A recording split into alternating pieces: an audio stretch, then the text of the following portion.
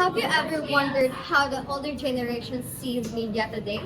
Has it ever crossed your mind how people who grew up without the internet, smartphones, or social media understands the media we now use every day?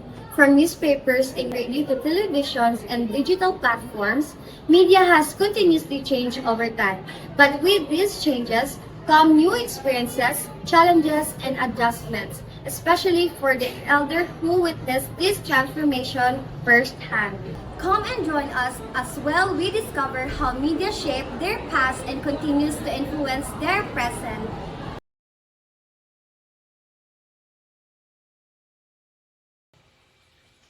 Importante yun sa ako karon ang internet kay sayon ra nato mapangita nga atong mga information na gipangita o kanang labi na sa mga wala tay dala ng mga papilis or mga documents na kinahanglan. So mag-open lang ka internet sa Google, search ka Facebook.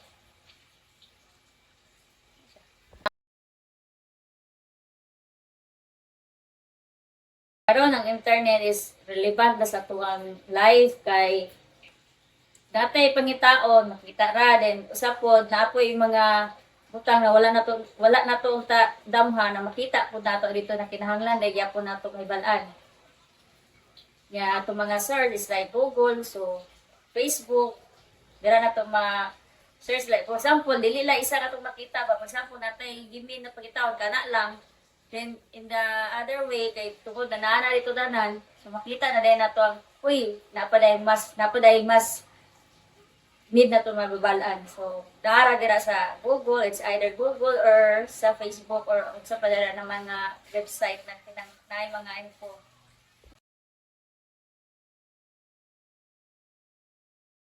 Kaya mga traditional na to ng mga pamaagi sa una like radyo or newspaper or isa pa ng mga tabloids na kinahanglan.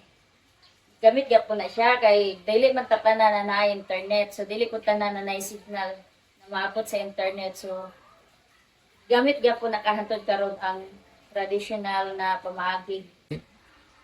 Helpful kayo kay na kay for example maglakaw ka sa mga layo na lugar.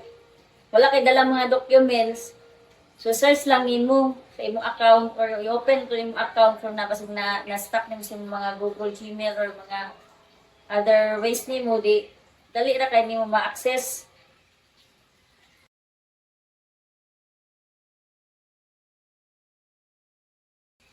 O landline ang iyang style. Kay katong traditional is na magbasa pa mato pa kag tindahan pa kag newspaper or maminaw kag radyo pero sa ang radyo is delay sayon ra ang internet kay updated na siya kung eksakto kung insigida on the spot na pangitabo ma-search na nimo diretso.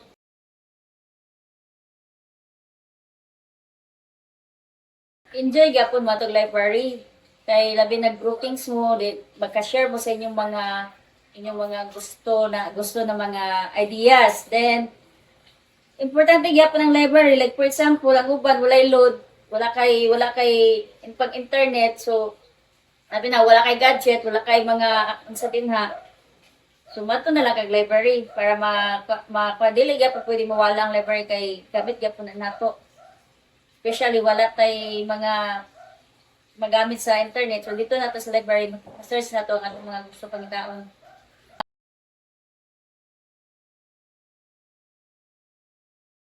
Based karon sa Google na may og sa Chrome nagkuha og mga information kay nana dito tanan ang mga info na gipangita og mga naka-store na ang uban dito sa atong mga account na kailangan na lang i-internet i-open sa internet ang mga account dito na nato makita tanan social media, Facebook, Chrome, other website.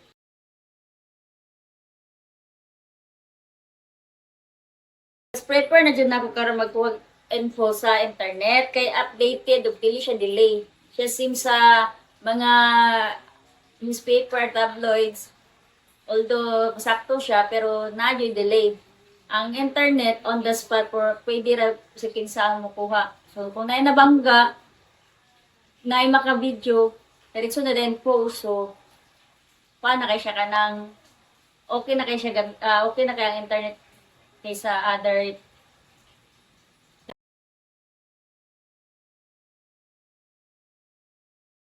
Ang duha ko pamagi, dili na siya pwede mawala. Kay both na siya pwede gamit kay na siya sa mga tao. Ang traditional, so, mawad ang kag load, mawad ang kag kanang mga accessories o laptop. So, diretso ra ka makaadto sa mga newspaper, sabay, or library. Then, kuhan, gamit po ang internet na through data, kay anywhere you go, as long as naka cellphone, so maka-access ka sa anong gusto na ibalaan.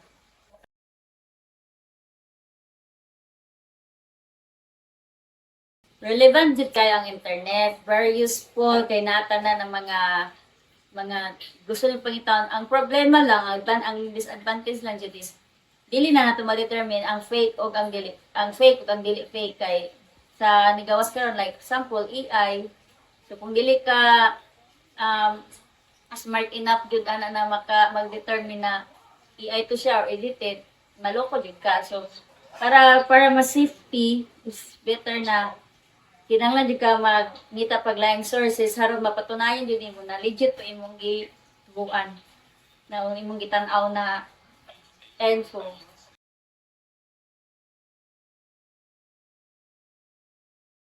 Kinahanglan na jud nato na ipatudlo sa ila ang paggamit anang mga gadget kay mao naman jud na andan karon. Pero okay ra gyud pa at least kabalo sila sa traditional, pero karon mas updated man good ang para di na sila mahago pangitag newspaper, mahago pag adto sa mga library. So kung asa sila nara sila dili na sila kinahanglan pamulakaw labi na mga senior na sila.